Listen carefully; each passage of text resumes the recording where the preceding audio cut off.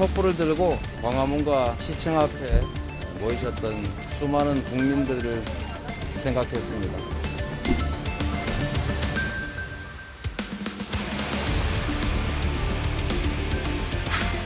사전투표는 우리 국민 여러분께서 이 정권을 교체하고 새로운 희망을 찾기 위해서는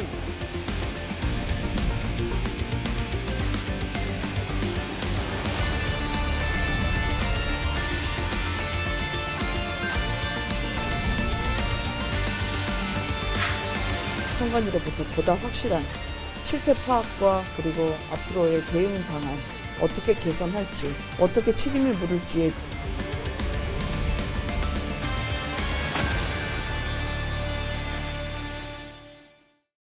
네, 사흘 앞으로 다가온 대선 뉴스 분석 함께할 세 분 소개합니다. 구자웅 동아일보 신동아팀 차장, 김관우 계명대 교수, 이도훈 문화일보 논설위원 나오셨습니다. 어서 오세요.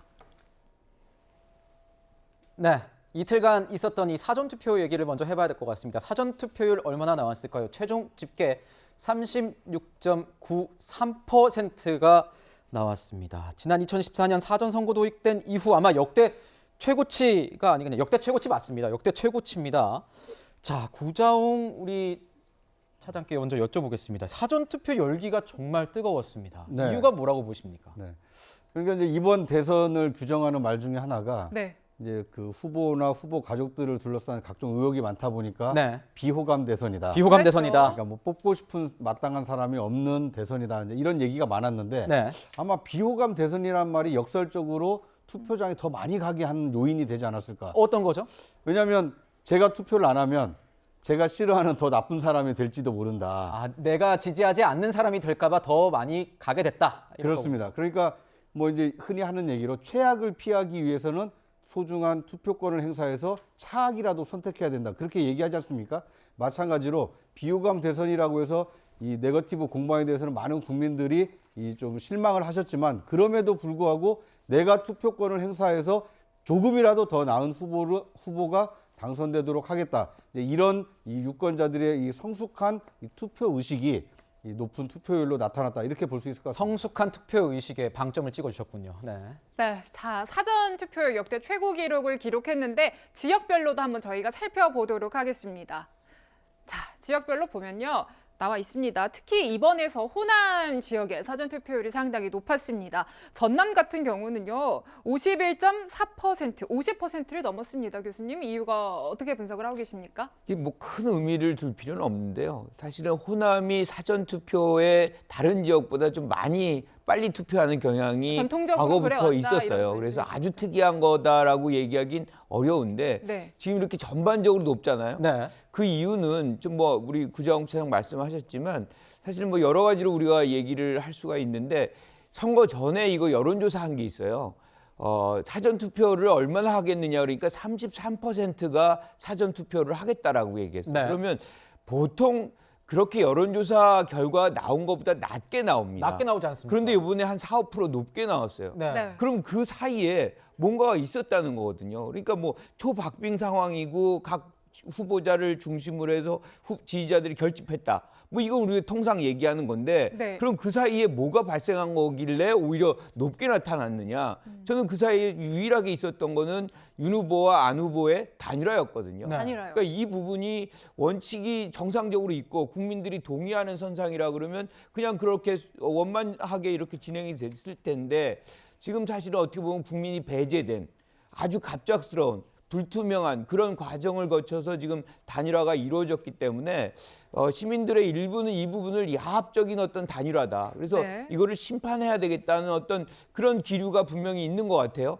그것이 굉장히 이제 이런 사전 투표를 올렸고 특히나 호남에서 네. 그러한 어떤 기류가 더 강화되면서 호남의 어떤 사전 투표율이 더 올라갔다. 뭐 이렇게 저는 분석을 합니다. 네, 여기서 목소리 한번 들어볼까요? 이준석 국민의힘 대표는 광주를 찾아서 사전 투표를 했습니다. 보시죠. 아무래도 보수 정당 당대표가 원래 광주에 가는 것도 상당히 보통 이례적인데 광주에서 특히 전남대를 갔다고 하는 건 좀 상징적인 행보가 될 수 있다고 생각해서 저희가 그렇게 기획을 했습니다. 사실 이번에 원래 전통적으로 호남 지역이 사전투표율이 높긴 했지만은 아마 이번에는 2030의 높은 정치 참여 의식 같은 것도 좀 영향이 있었다 싶습니다.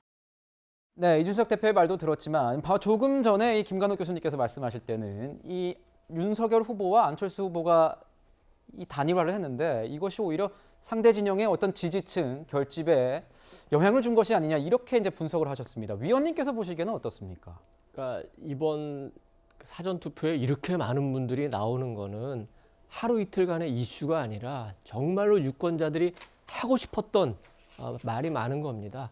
하루 이틀의 이슈가 아니라 지난 5년간 쌓았던 감정을 그리고 그 뜻을 이번 투표를 통해서 분출하는 것이 가장 큰 요인이라고 생각하고 두 번째는 이제 우리가 많이 얘기했지만 이제 코로나 때문에 네. 아무래도 3월 9일 날 투표하기 어려운 상황이 발생하고 있기 때문에 편한 시간에 편한 장소에서 할 수 있는 사전 투표를 하자. 네. 이런 분들이 굉장히 많았던 거고 특히 그 여당뿐만 아니라 야당에서도 굉장히 사전 투표를 독려를 했죠.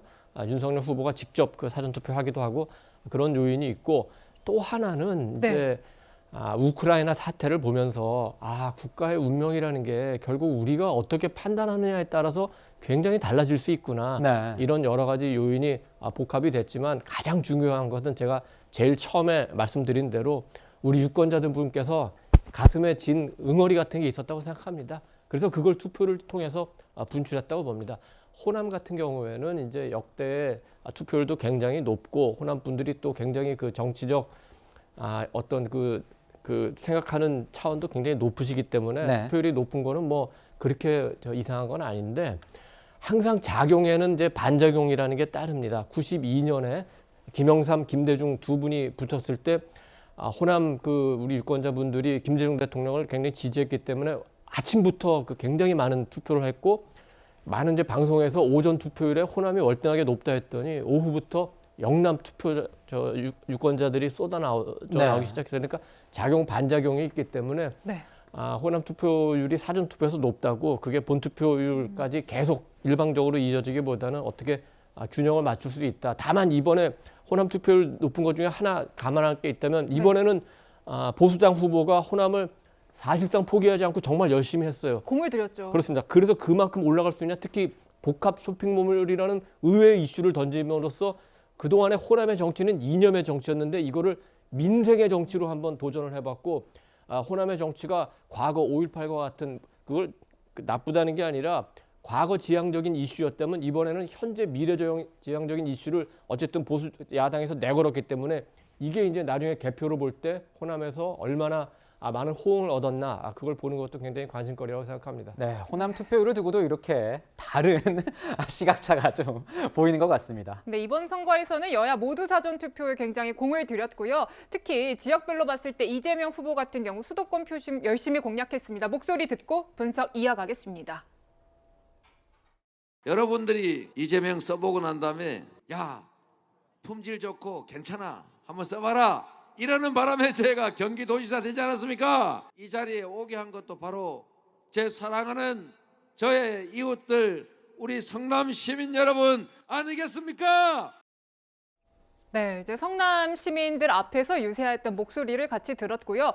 이재명 후보의 어떻게 보면 정치적 고향이지 않겠습니까? 경기도요. 이번 사전 투표율을 보면은 경기가 제일 낮았더라고요, 구자웅 차장님. 네.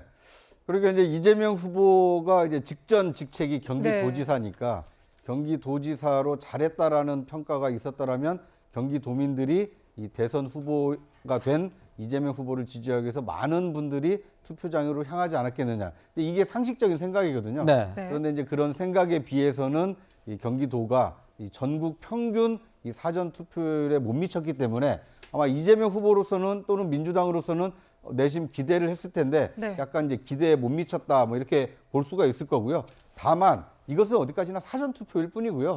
앞으로 3월 9일 이 본투표가 남아 있고 그리고 이제 한 가지 또 그 생각을 하셔야 될 게 투표율이 곧 지지율은 아니거든요. 그러니까 투표율이 높아졌다는 건 그만큼 이 그 대선에 대한 관심과 이 국민 주권 의식이 높아졌다는 것을 볼 수 있는 지표지만 과연 기표소에 가서 국민 한 사람 한 사람이 누구에게 표를 줬을까? 이것은 앞으로 남은 이 개표를 통해서 확인하는 것이기 때문에 어느 지역에서 많이 되고 투표율이 네. 높아졌다는 것이 특정 후보에게 유리하다, 불리하다 이렇게 보는 것은 좀 성급한 예단이 될 수 있지 않을까 하는 생각이 듭니다. 네, 사전 투표를 어떻게 뭐 참고 정도 하면 되지만 그것으로 뭐 어떤 모든 추세를 저희가 확답할 수는 없다 이렇게 말씀을 주셨습니다. 그래도 궁금해서요. 정치학적 관점으로 봤을 때는 이 경기도에서 이 사전 투표율이 좀 낮았다. 이거는 좀 어떻게 분석을 해야 됩니까? 그 전 경기도지사가 후보로 나왔는데 경기도가 가장 낮은 사전 투표율이다. 그래서 뭔가 이 후보에 대한 어떤 지지가 약하다. 뭐 이런 거는 논리의 비약이라고 저는 생각을 하고요. 근데 여권 내에서조차도 그런 얘기가 좀 더 투표율을 높여야 된다 이런 얘기가 나온다는 걸 제가 들었습니다. 아니요, 이거는 네. 그러면 과거를 데이터를 봐야 돼요. 네. 그럼 지난 대선에 얼마였느냐? 경기도가 사전 투표율이 24.92%예요. 지금 33.65%입니다. 거의 8%가 올랐어요.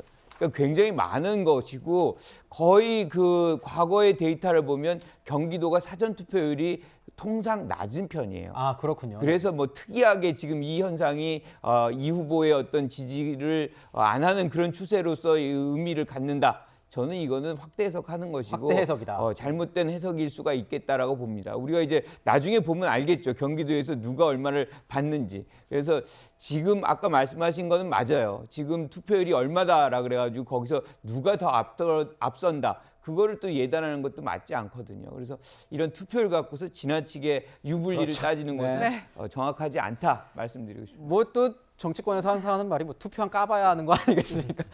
한번 지켜봐야겠죠. 네. 뭐 그래도 이제 사전 투표율이 역대 최고치를 기록한 만큼 이번 대선 최종 투표율이 어느 정도까지 갈까는 굉장히 궁금한 부분입니다. 지난 대선 같은 경우에는 77.2%였어요, 위원님. 네. 이번에는 뭐 80%도 돌파할 수 있겠습니까? 어떻게 전망하시는지요? 그러니까 80%는 뭐 굉장히 높은 수치지만 그렇죠. 그게 달성하기 어려운 수치는 아니에요. 왜냐하면 네. 우리 국민이 굉장히 그 정치 참여 의식이 높고 네. 특히 대통령은 반드시 내 손으로 뽑아야 되겠다는 의지가 굉장히 강해서 초기 정부 시절에는 그 97%까지 나온 적도 있어요. 네. 그리고 그 97년 선거까지만 하더라도 80%도 넘는 그 투표 결과가 대부분이었고 다만 2000년대 넘어오면서 70% 정도 기록을 했는데 이번 선거는 아까 말씀드린 여러 가지 요인으로 인해서 유권자들의 관심이 굉장히 많기 때문에 충분히 80% 나온다고 봅니다. 왜냐하면은 사전 투표가 이제 4% 가까이 나왔는데 이게 뭘 의미하냐면 유권자를 100으로 기준해서 나온 숫자고 실제로 이제 투표율이 그 80% 정도 된다 하면은 벌써 절반 정도가 사전 투표에 투표를 한 거예요. 그렇다면은 본 투표는 사전 투표보다는 많을 거기 때문에 70%도 넘어서 80% 정도 나온다. 그렇게 되면은 이제 민주주의에 우리 국민들이 많이 참여했다는 의미도 되고 또 당선된 분으로 볼 때는 보다 정통성과 정당성, 국민들로부터 많은 투표를 통해서 많은 지지를 받았기 때문에 좀 더 안정적인 국정을 운영하는데 도움도 된다 이렇게 얘기할 수 있겠습니다. 그렇군요. 구자홍 차장께 좀 여쭤보고 싶은 게 있는데 그렇다면 이렇게 사전 투표가 높다면 네. 출구조사 저희 많이 보지 않습니까? 땡 끝나고 나서 출구조사 얼마 이렇게 뜨는 게 있지 않습니까? 네. 저희 채널 A도 이제 예측 조사를 준비 중에 있는데 네.